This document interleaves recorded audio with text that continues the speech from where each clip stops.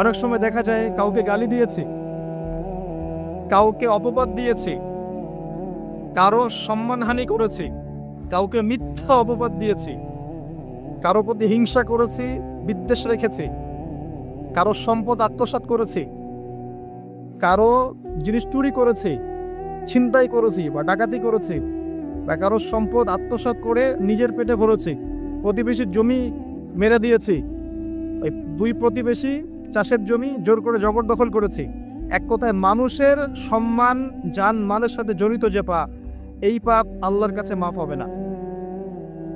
কাবা ঘরের গেলাফ ধরে কানলেও আপনি আমাকে যে মিথ্যা অপবাদটা দিয়েছেন এটা মাফ হবে না যতক্ষণ না আমি মাফ করছি।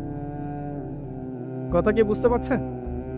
মনে করেন আপনি আমাকে মিথ্যা একটা অপবাদ দিয়েছেন এবং ধুয়ে রেখে দিয়েছেন একদম মিথ্যা অপবাদ দিয়ে, যতক্ষণ আমি আপনাকে মাফ না করছি, কাবা ঘরে গিয়ে গেলাফ ধরে কান্নাকাটি করলো, এই পাপ মাফ হবে না ইনশাআল্লাহ। এই অবস্থায় মৌত হলে কি হবে? পরকালে দেখবেন আমি দাঁড়িয়ে আছি আপনার জন্য, আপনার হিসেব হচ্ছে, হিসেব শেষ।